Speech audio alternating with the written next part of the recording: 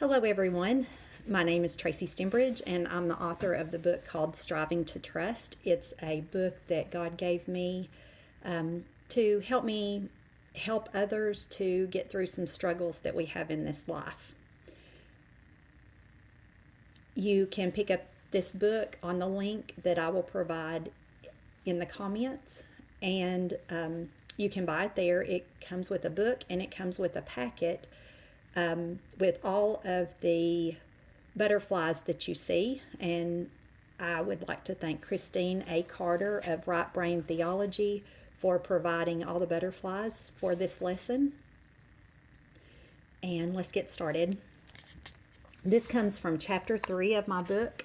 And the reason I'm starting with chapter 3 is because I believe that a lot of people need to get rid of some insecurities, or they might be dealing with some unforgiveness issues, and I hope this lesson will help out with that. I think it's imperative that I get this out there this weekend because a lot of you are going to be seeing family as I am, and you need to get past some issues and find freedom, especially before you start 2019. I'm very nervous to do this video. I have done it once before and it messed up last night. So I am just going to have to decide to die to self and live for Christ. And if someone will find some freedom through this, then it's all been worth it. So here we go.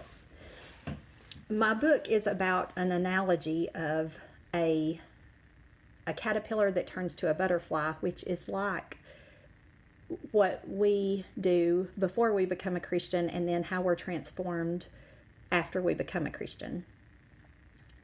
So I think some of the issues that we have in doing the mission that God has for us is the fact that we let insecurity get in the way.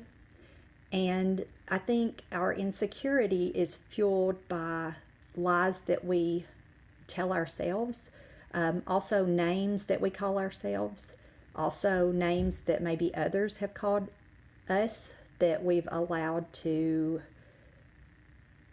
go, and we've allowed them to go unforgiven, and we might need to deal with that. And also lies that the enemy tells us to get us to stop doing what God tells us to do.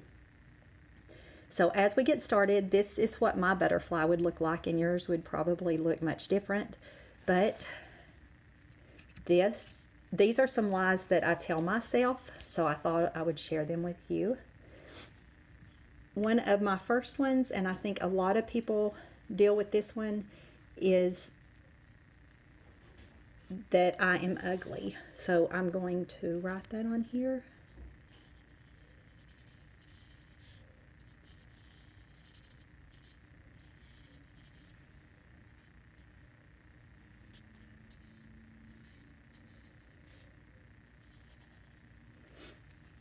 The next one is one that I deal with, and I've questioned why I have dealt with this one for so long, and it is that I'm shy.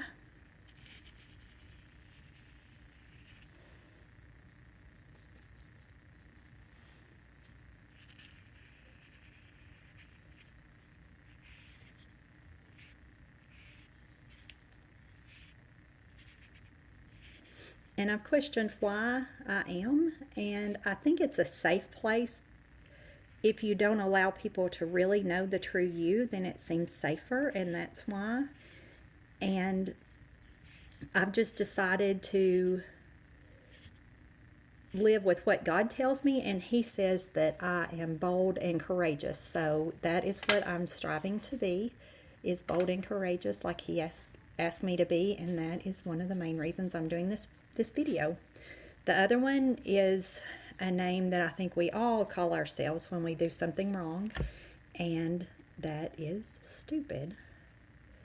As I was doing this lesson yesterday, I spelled stupid wrong and decided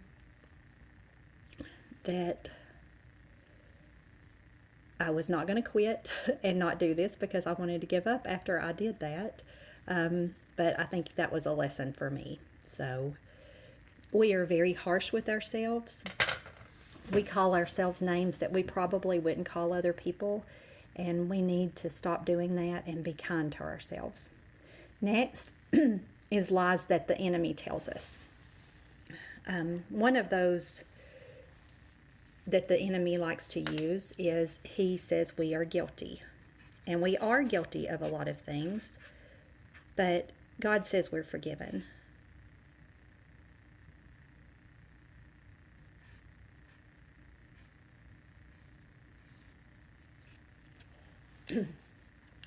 Next is he tells us we're weak. And this is one of those things that he tells us so that we will not do things that God has asked us to do.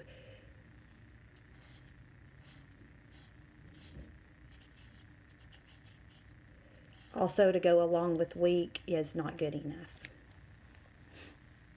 Lastly, on that one, he tells us we're alone. And he tells us this frequently.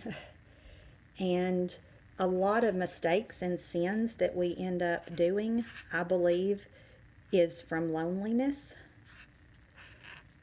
So if Satan ever tries to tell you you're alone, please know that you're not.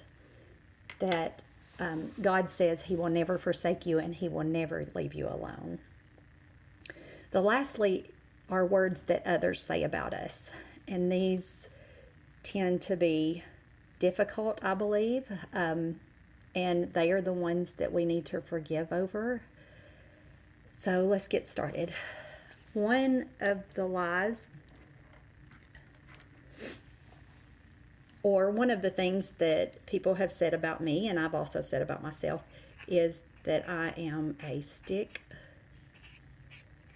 in the mud. Or that could be boring, any of those things. Another is awkward.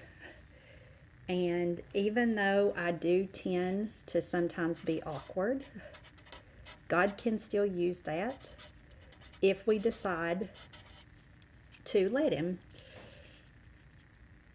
If I wait until I am not awkward to do the things that God says, then I may end up leaving this earth never having been able to help people. And I am 49 years old, and I have believed for that long that because I'm awkward or shy or one of those things, that I have to wait until I get all of that under control until I do the mission that God told me to do. But I'm tired of living that way, and I'm not going to be that way anymore. He calls me strong and courageous, and that's what this video is about for me, is deciding to go ahead and do it anyway, even if I don't have it all together. The last one is one of the hardest issues I've had to deal with, and that is a name that I was called on the school bus.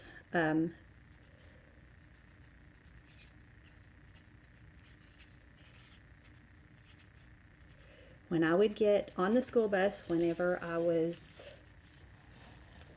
in junior high, there was a boy on there that would see me and say, "Hi, garbage can lid face." And then he would proceed to tell everybody on the bus why he called me that. And he would say, "You look like someone hit you in the face with a garbage can lid." So I think he was just being mean, as teenagers and kids sometimes do. But this hurt me very badly, not because of what he said, but because I tended to be shy since I was little.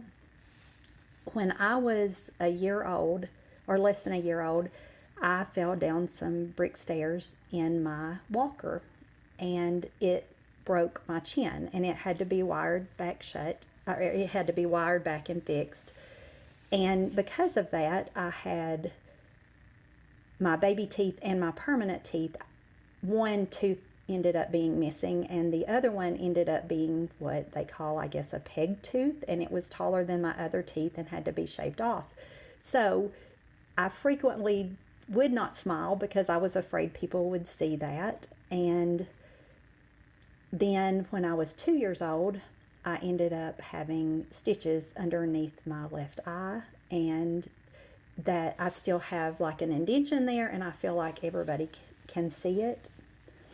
Then in 3rd or 4th grade, I had my nose broken and had to go into the hospital and have it repaired. And then in 6th grade, I was playing softball and was a runner on third base. And when I turned around to see if I could run home, the softball hit my nose. And I guess because it had been broken and repaired before, it was extreme.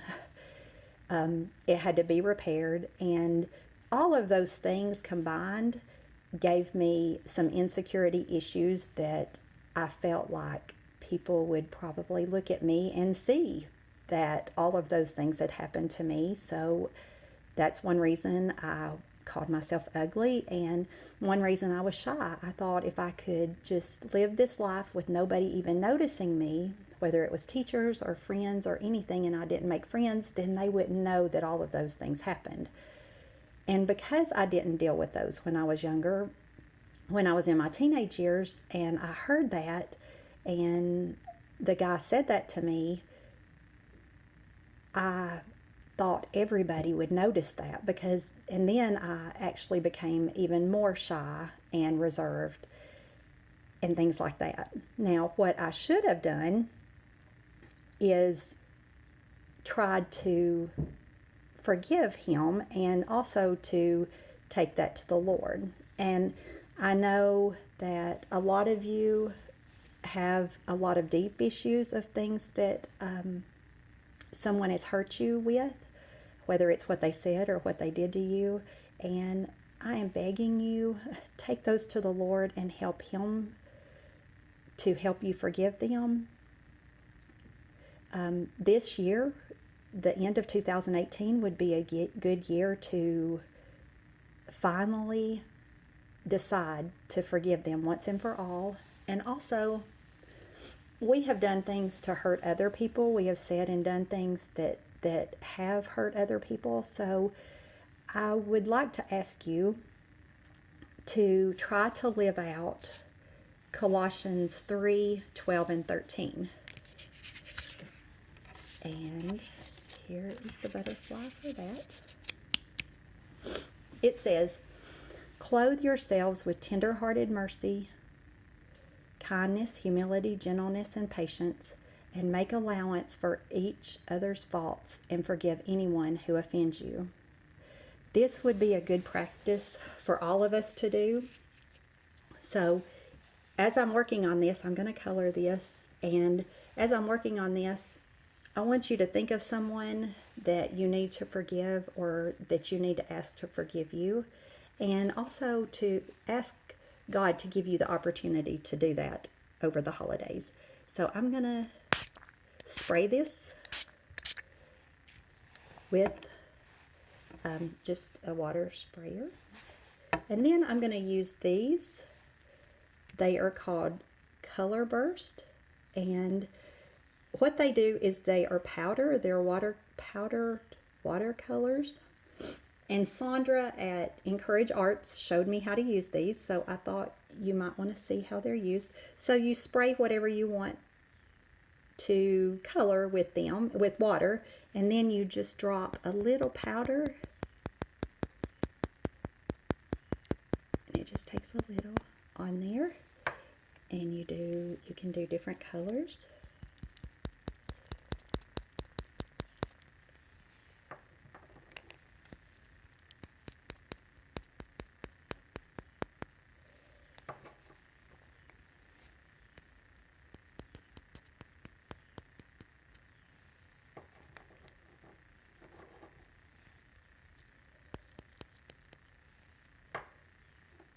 And these come in different colors. Okay, and I'm going to spray this one more time and let you see how it turns out.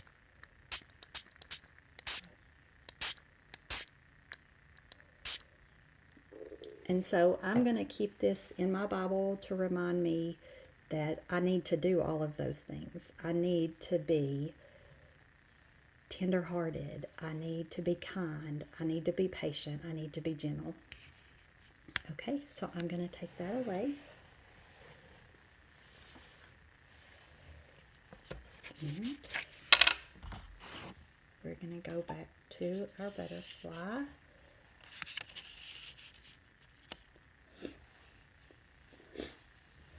And I want you to be in prayer to try to see yourself the way God sees you. And to symbolize that, in your packet, if you buy the book, you will get a beautiful butterfly. And what you're going to do is you're going to take this, you will peel it off from the backing, and you will apply it to your butterfly, and then you will take off the transfer tape. And what it will look like is this. This is the one I did last night that I messed up on. But it's going to look like that so that you can't see all those lies that other people have said to hurt you or that you tell yourself. My dad used to tell me, he would say, why do you let people get to you? Why does it matter if people like you or what they say about you? I wish you wouldn't let that bother you. And I would try my best at that point not to let it bother me, but I wouldn't replace what was in my head with God's word, so I was just doing it in my own strength, and I was never able to do that. So what I want you to do as you're applying the label is to make an effort to see yourself as God sees you. He calls you beautiful. Then we're going to turn this over, and I want to let you know some of the things that God says about you. He says that you are strong,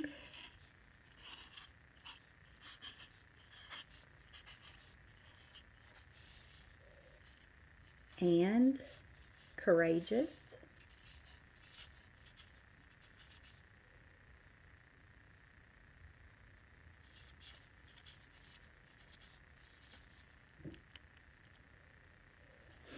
he says that you are fearfully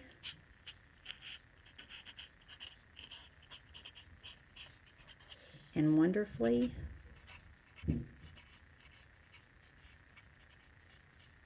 made.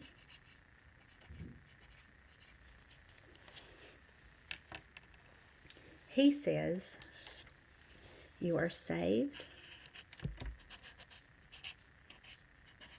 and redeemed.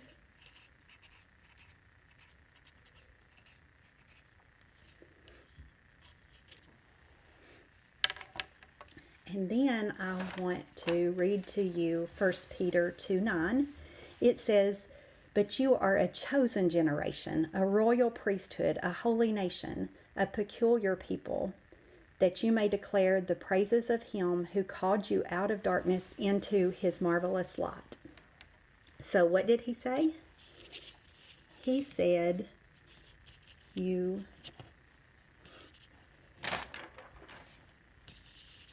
are chosen, and he says you are holy. And then he says you are a peculiar people.